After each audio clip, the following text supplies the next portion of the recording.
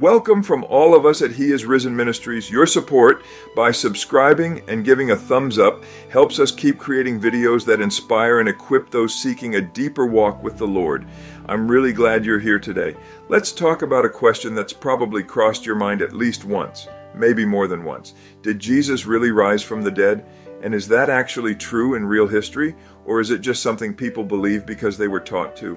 Let's slow this down. Take a breath. No pressure, no churchy language, just an honest conversation. Before we go any further, there's a foundational statement in Acts chapter 17, verses 30 and 31. It says that God overlooked times of ignorance in the past, but now He calls all people everywhere to turn to Him.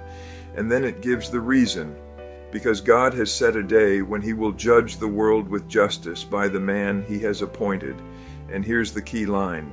He has given proof of this to everyone by raising Him from the dead. That's huge. According to this passage, the resurrection isn't just a miracle story. It's God's public proof. It's presented as evidence, something meant for everyone, not just religious insiders. Now let's keep going. The Bible says in Matthew chapter 28, verses 5 and 6, that the angel told the women at the tomb, "He is not here, for He has risen." In Luke chapter 24, verse 3, it says, "They went into the tomb and did not find the body of Jesus." In John chapter 20, Mary goes looking for Him, thinking someone took the body, until she realizes she's talking to Jesus Himself. And in 1 Corinthians chapter 15, verses 3 through 8, Paul lists names, real people, eyewitnesses, people who claim they saw Jesus alive after His death. So here's the first big thing to understand. The resurrection isn't presented in the Bible like a fairy tale. It's written like a claim. A bold one that invites examination. In simple terms, the Bible is saying this: Jesus was publicly executed. Everyone knew it. Roman soldiers confirmed it. His body was buried, and then 3 days later, the tomb was empty. Not because someone felt inspired, not because it was symbolic, but because, according to the claim, He walked out alive. Now let's bring this into everyday language. Imagine this happened today, not 2,000 years ago. Today, imagine a well-known public figure is executed on live news, death certificate, security footage, witnesses everywhere. Then 3 days later, people claim they saw him alive.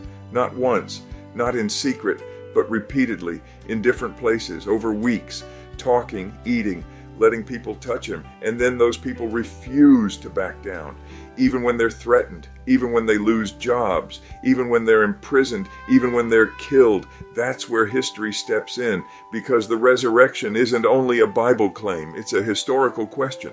Jesus' death by crucifixion is one of the most agreed upon facts in ancient history, not just by Christians. Roman historians mention it, Jewish historians mention it. They weren't trying to help Christianity. They didn't believe Jesus was the Messiah. They just recorded what happened. So Jesus died. That part isn't debated much. The real question is the empty tomb. In Matthew chapter 27, verses 62 through 66, it says Roman guards were placed at the tomb. This matters. Roman soldiers didn't mess around. Their lives were on the line if they failed their duty.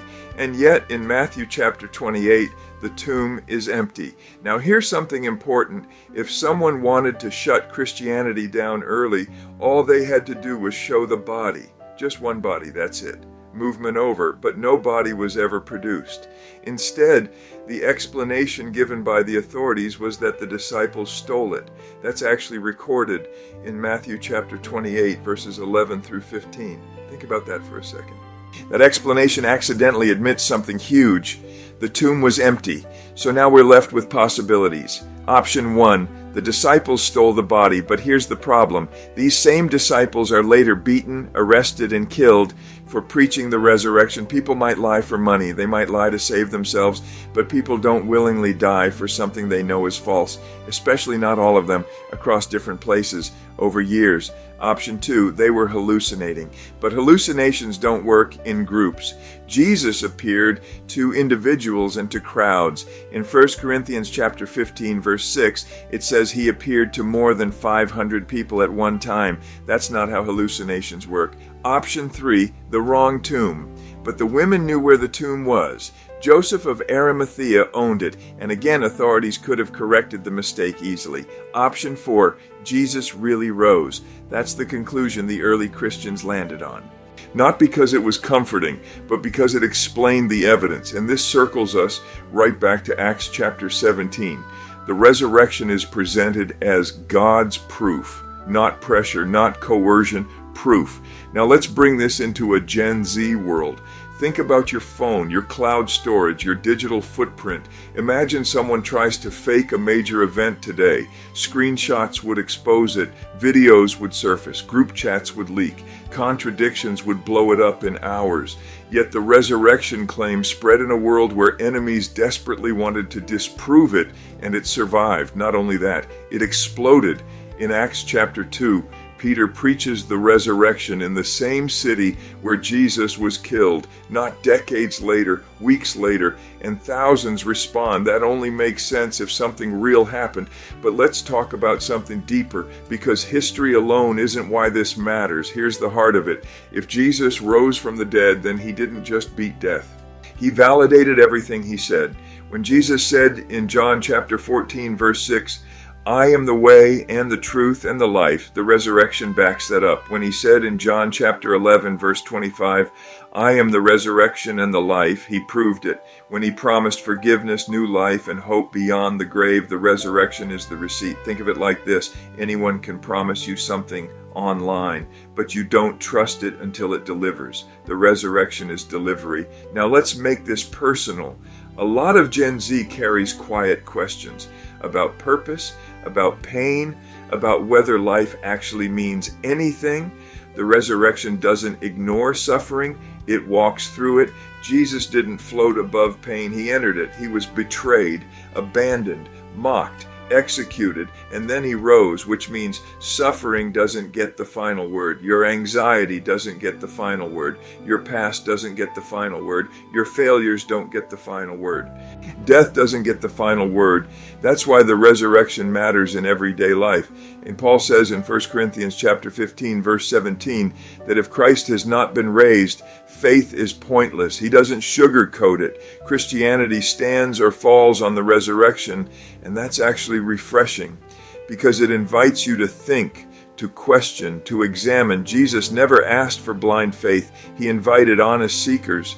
In Luke chapter 24, verses 36 through 39, after rising, Jesus says, touch me and see. He wasn't hiding. So here's the challenge, not to blindly accept, but to honestly consider, what if the resurrection really happened? What would that mean for your life, for your future, for how you see yourself? Because if Jesus defeated death, then trusting him isn't wishful thinking. It's reasonable, and following him isn't about rules. It's about life, real life, right now. And beyond this moment, the resurrection says you are not forgotten. You are not random. You are not alone. It says love is stronger than death. Truth outlasts lies, and hope is grounded in reality. So here's a simple encouragement today. If you've never really looked into this, take a step. Read the gospel accounts. Ask honest questions. Talk to God like he's real. Because if the resurrection is true, he is listening. And if you're already believing but struggling, remember this. The same power that raised Jesus from the dead is not distant. It's active. It's near. And it's for you. The resurrection isn't just something that happened back then. It's something that changes now. Got a question you'd like us to explore in a future video? Drop it in the comments below. We'd love to hear from you. For now, rest in the knowledge that the one who loved you first has already prepared a place for you in his eternal family, and may his voice ring clearly and powerfully this very day.